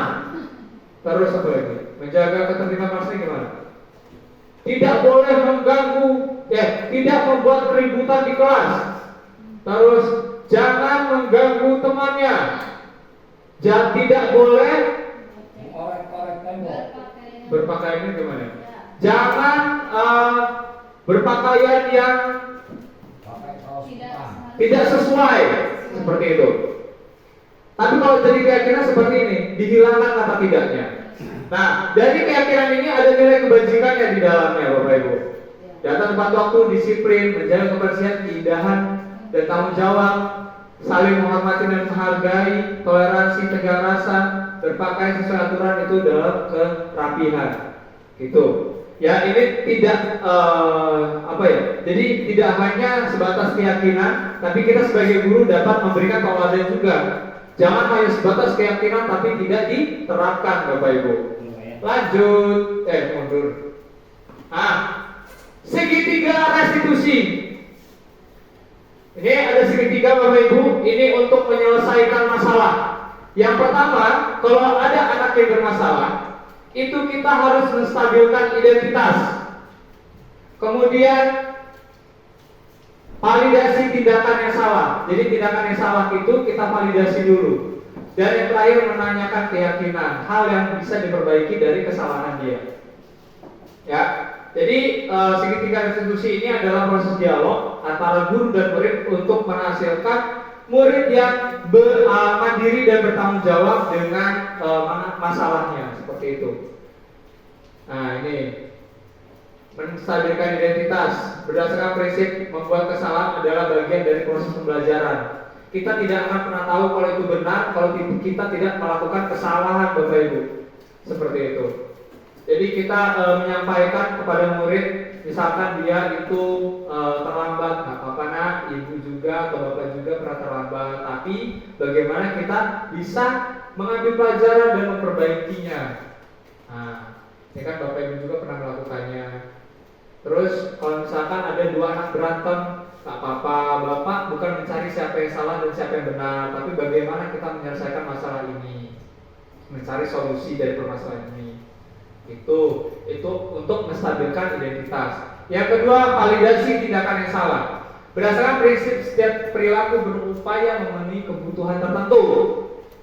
Jadi kamu pasti punya alasan, nak, kenapa kamu terlambat. Kamu pasti punya alasan kenapa kamu berkelahi. Seperti itu Bapak Ibu. Ya kan? Terus kamu patut bangga telah melindungi sesuatu yang penting, misalkan dia diejek sama orang tuanya. Nah itu kamu benar, kamu memang benar membela ayah kamu. Tetapi bagaimana kamu perbaikinya supaya tidak terjadi perkelahian? Selanjutnya, menanyakan keyakinan. Berdasarkan prinsip teori kontrol bahwa dasarnya kita termotivasi secara intrinsik dari dalam dirinya. Apa keyakinan kelas kita? Jadi kita sudah membuat keyakinan, itu Bu, membuat keyakinan, kemudian nilai apa yang telah disepakati bersama. Kalau dia datang terlambat, berarti kita harus menyelesaikannya. Nilainya adalah nilai disiplin. Itu. Kemudian seperti apa gambaran sebuah kelas ideal buat kamu? Tertib, bagaimana seperti itu. Kamu ingin menjadi orang seperti apa nak ke depannya? Seperti itu. Nah, di sini ada contoh penerapan segitiga restitusi yang sudah saya tag kemarin. Pagi Maro, sudah sarapan? Maro, sekarang pukul berapa? Kok sepertinya akhir-akhir ini Maro suka terlambat sekolah ya? Sering terlambat itu kesalahan bukan sih Maro? Baik Maro, memang setiap manusia itu pasti dibuat sama. Yang penting bagaimana cara kita belajar dari kesalahan tersebut dan berusaha untuk memperbaikinya. Setuju Maro? Oke Maro, kita cari solusinya bersama ya. Kan Maro sering datang terlambat, pasti kan ada alasan. Kenapa sih Maro sering datang terlambat? Jangan Kak, saya sering begadang menepi. Kamu tahu keyakinan kelas yang sudah kita sepakati? Kalau datang terlambat itu sesuai nggak sih dengan keyakinan kelas kita? Terus menurut apa keyakinan kelas apa yang sudah Maro lalui? Nah, disiplin itu penting nggak sih buat Maro?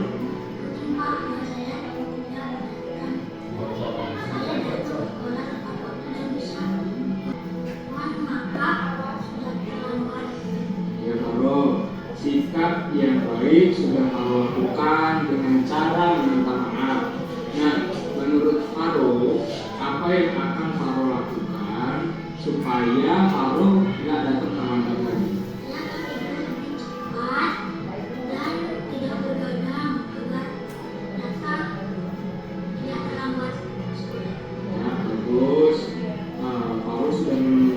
Solusinya dan Bapak berharap kamu bisa lebih baik dari kedepannya.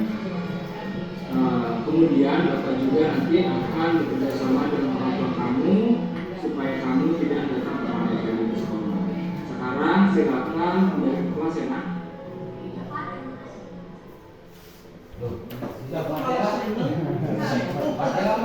Oke, itu tadi contoh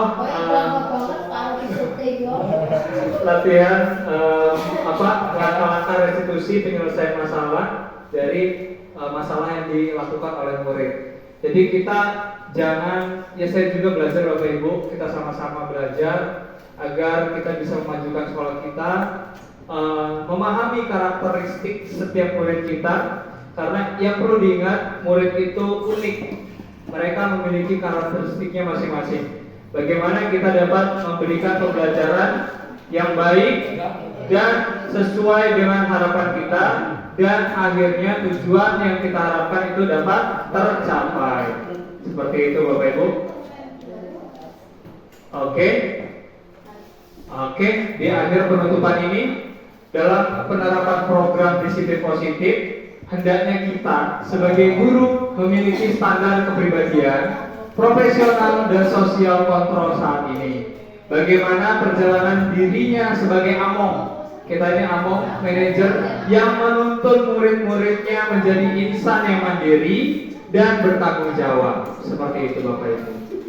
Baik, saya sebelum kita menutup kegiatan hari ini, saya ingin merefleksikan dari apa yang sudah kita pelajari. Kira-kira siapa yang bisa membantu saya untuk menyampaikan apa yang sudah didapatkan dari pembelajaran kita hari ini?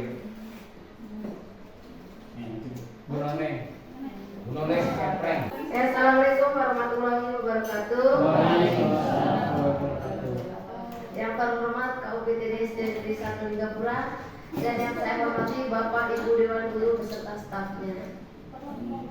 Singkat waktu saja, refleksi yang kita dapat ya pembelajaran hari ini yaitu tentang bagaimana sikap kita untuk menghadapi seorang anak atau peserta didik dari berbagai macam karakter. Ternyata siswa kita ini karakternya tidak sama dan di sini kita belajar bagaimana menyikapinya.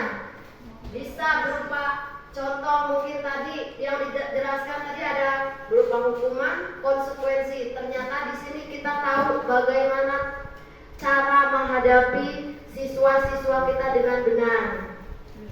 Ada sebagai yang paling bagus tadi adalah sebagai apa Bapak Ibu? Manajer. Nah, mudah-mudahan setelah kita mendapatkan pembelajaran hari ini kita bisa memberi contoh dan menerapkan apa yang kita dapat hari ini. Amin. Cukup sekian Bapak Ibu. Assalamualaikum warahmatullahi wabarakatuh.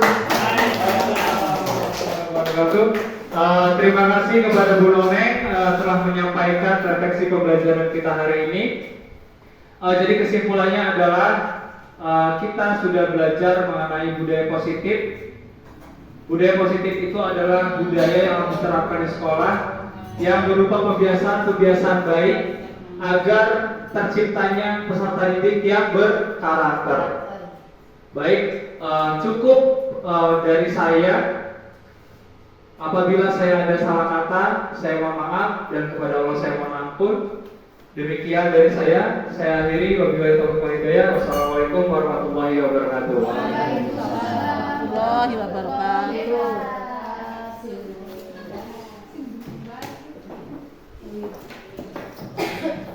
Terima kasih disampaikan untuk acara selanjutnya yaitu acara penutup. Mari acara pertemuan kita pada siang ini kita tutup dengan mengucapkan hamdalah bersama. Lebih dan kurangnya saya mohon maaf. Saya akhiri. Assalamualaikum warahmatullahi wabarakatuh.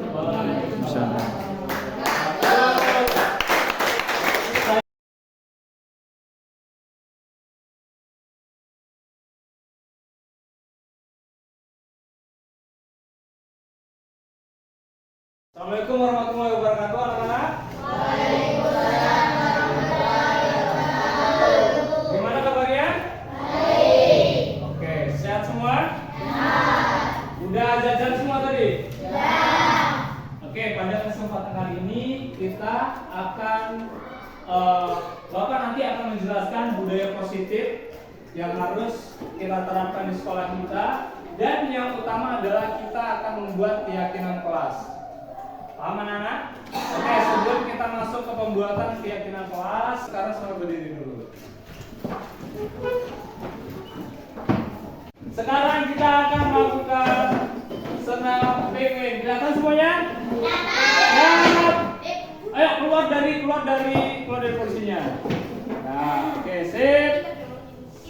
Ke tengah. Ayo ke tengah. Merapat. Ayo. Siap. 1, 2, 3.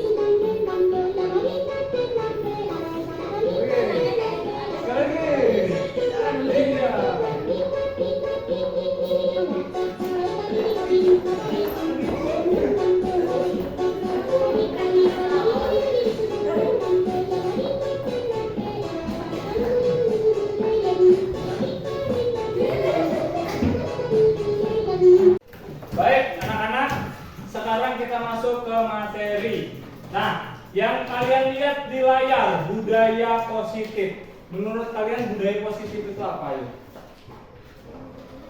Budaya yang baik. Benar, budaya yang baik yang harus kita jadikan kebiasaan. Dan terlebih lagi yang bisa kita jadikan kebiasaan di sekolah. Di sekolah. Nah, ini dia. Kita pada hari ini akan membuat keyakinan kelas. Kenapa harus keyakinan kelas, bukan peraturan kelas? Karena keyakinan kelas nilai-nilai yang baik. Oke, karena keyakinan kelas itu mengandung nilai-nilai yang baik. Nah, kalau peraturan kelas ini yang biasa kita buat sebelum-sebelumnya. Peraturan kelas.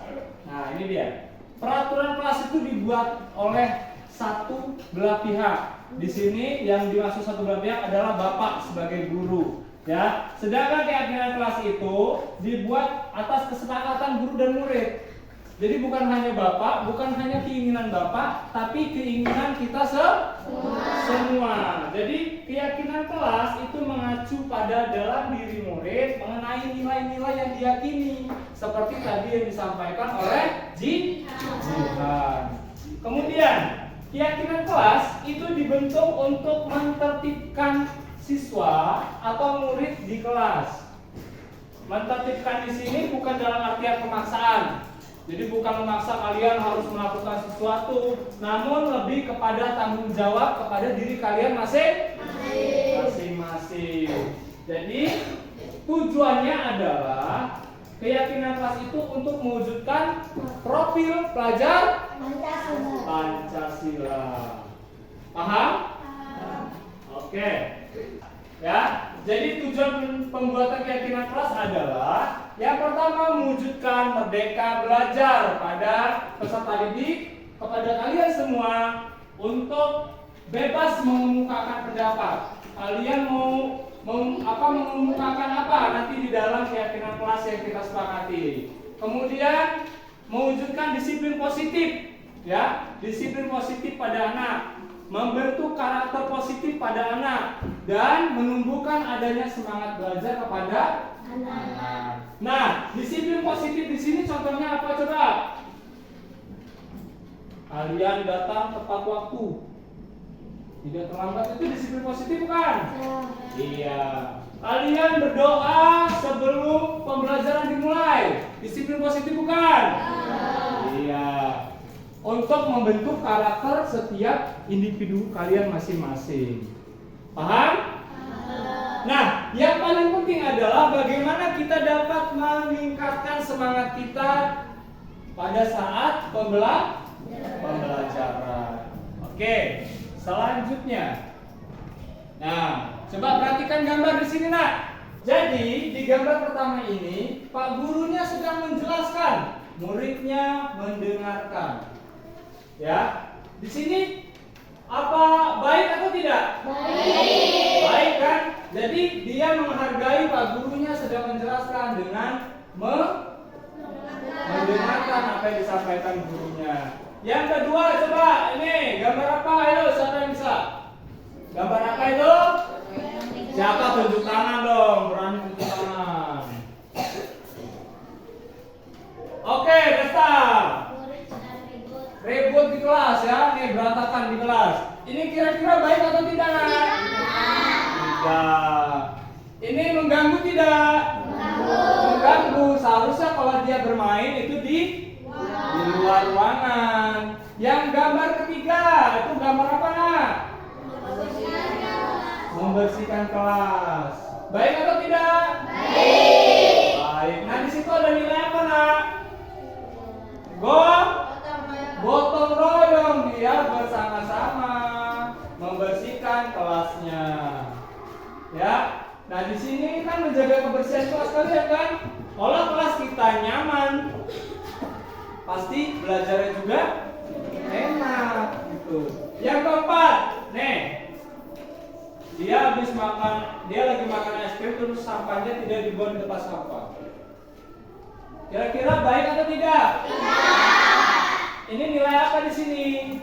Tanggung jawab. Seharusnya dia makan es krim, sampahnya dibuang ke kotak Oke, sekarang gambar kelima coba.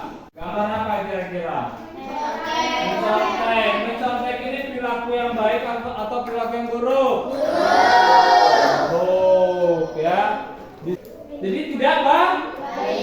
Oke, baik nak. Dari keenam gambar ini, yang nomor berapa aja yang baik?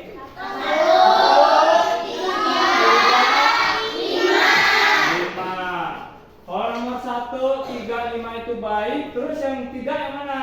2, 4, 6. Nah, yang ke-6 ini kira-kira nilai apa sih? Nilai kebajikan yang dilanggarnya apa nih? 7? Kejujuran, dia nggak mau jujur, dia mencontek temannya. Oke, baik. Keyakinan kelas. Nah, keyakinan kelas itu dibuat dalam pernyataan positif. Kemudian kita buat dikit aja, nggak usah banyak-banyak. Yang penting mudah diingat.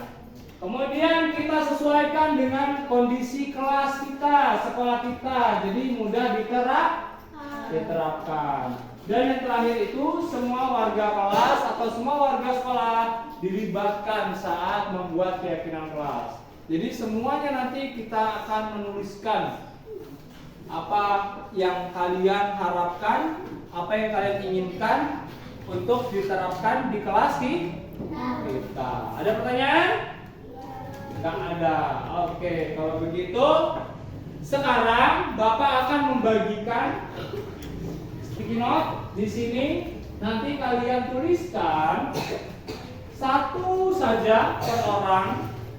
Ya, satu saja per orang. Keyakinan kelas apa yang perlu kita terapkan di kelas kita? Paham? Paham. Dikasih nama ya, nulisnya melebar ya. Nanti supaya enak nempelnya.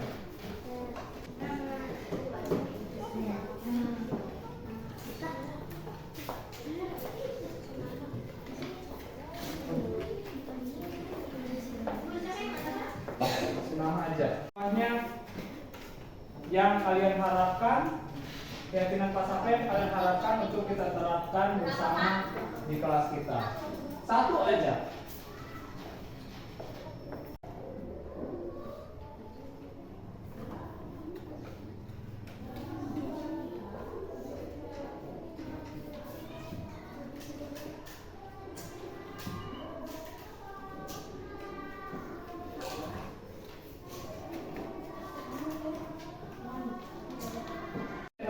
Ambil.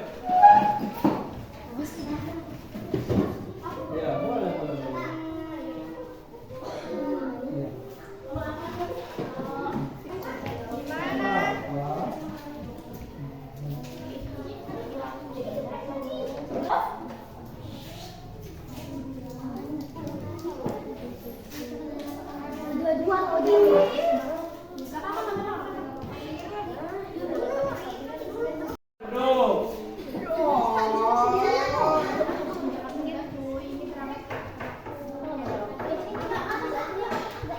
Kalau sudah duduk nak. Oke.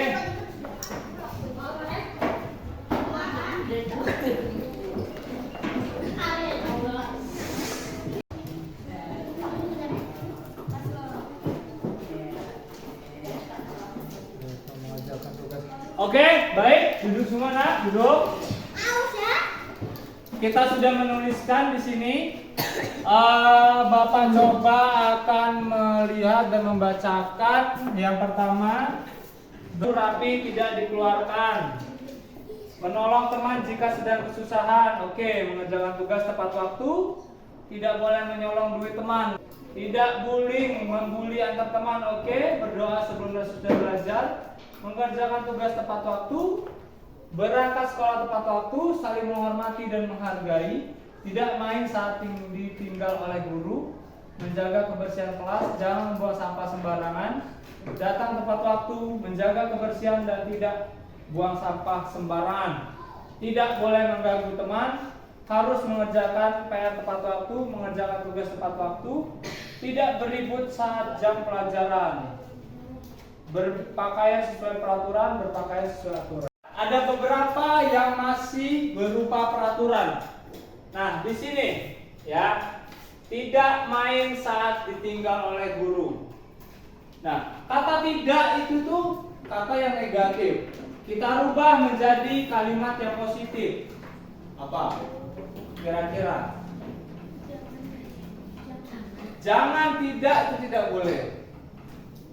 Yang baik adalah tidak atau jangan atau tidak boleh itu tidak bisa kita pakai. Karena nilai seperti itu masih berupa peraturan. Ini contoh, Bapak kasih contoh. Kalian pada saat pergi pakai motor pakai helm nggak?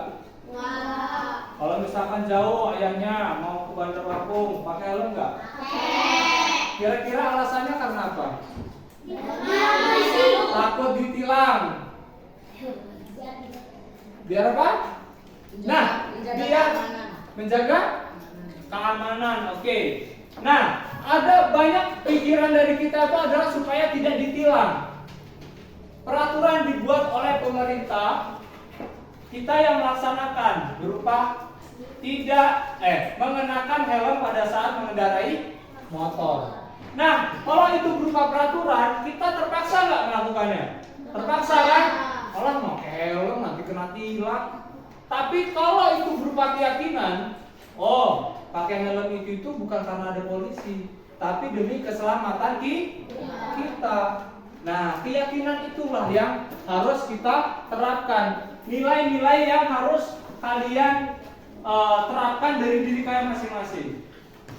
Nilai kedisiplinan, tanggung jawab, kejujuran. Paham? Oke. Sekarang Bapak sudah dapat beberapa di sini keyakinan kelas. Yang pertama, menolong teman jika kesusahan. Menolong teman. Baik atau tidak? Baik. Mengerjakan tugas tepat waktu. Baik ya. Di sini yang sudah berupa keyakinan Bapak pisahkan ya ke tengah. Berdoa sebelum dan sesudah belajar. Bagus? Bagus. Oke, kita letakkan di tengah. Mengerjakan tugas tepat waktu? Iya, ini merupakan nilai tanggung jawab. Oke, pindah ke tengah. Oke, ini sama mengerjakan tugas tepat waktu. Waduh, lepas. Nah, ini penting nih, berangkat sekolah tepat waktu. Aturan di sekolah kita masuk jam berapa, Nak? Jam 7. Nah, berarti sebelum jam itu kita sudah harus ada di sekolah. Oke, datang tepat waktu, membuang sampah. Jangan membuang sampah masih. Mengerjakan tugas tepat waktu, berpakaian sesuai aturan. Nah, ini ada dong.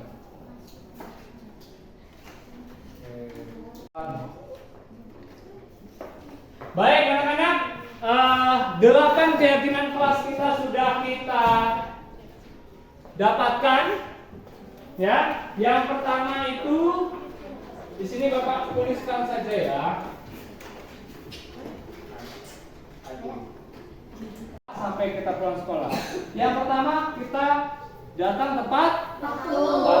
Oke, yang kedua berdoa sebelum dan sesudah belajar. Yang ketiga menjaga kebersihan. Yang keempat berpakaian sesuai peraturan. Kalau hari Senin pakainya baju putih merah, berarti putih merah, jangan pakai pramuka.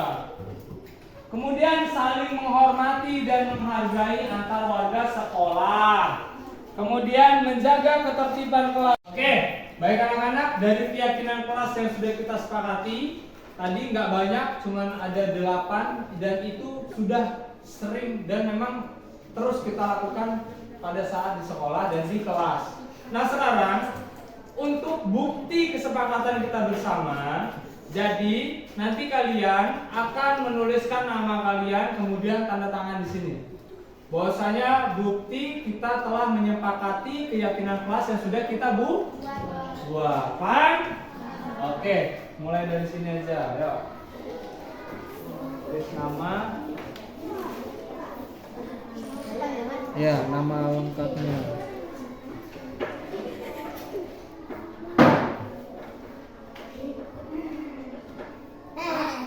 Tanda tangannya.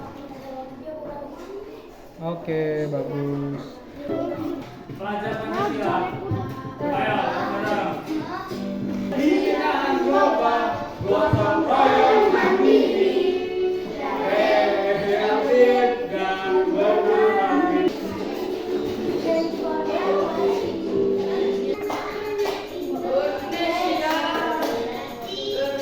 Penerus bangsa,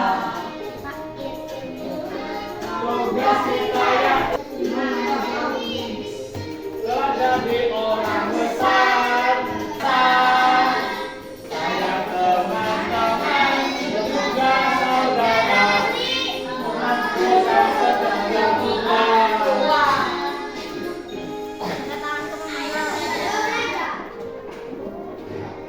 Sekali lagi.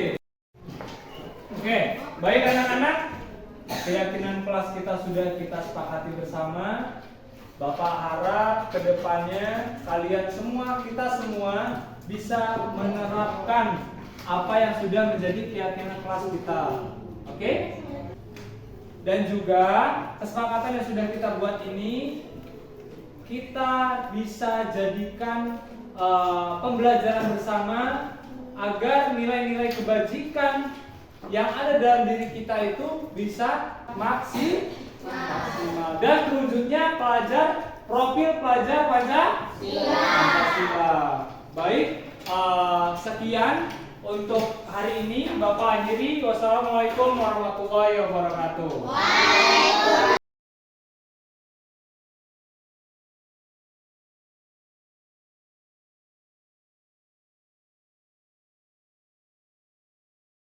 Perkenalkan, nama saya Asrina Jihan dari kelas 6A. Perkenalkan, nama saya Afika Nila Mei Rizkyani dari kelas 6A.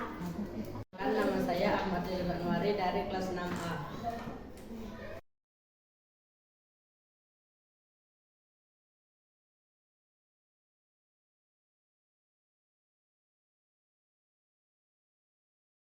Senang sekali. Senang. Semangat sekali.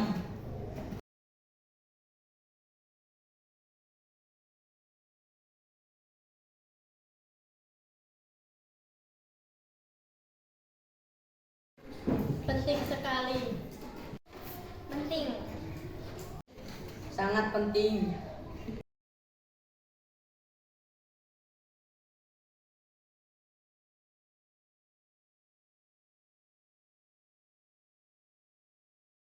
Membuat kita disiplin. Membuat kita bertanggung jawab. Toleransi antar sesama.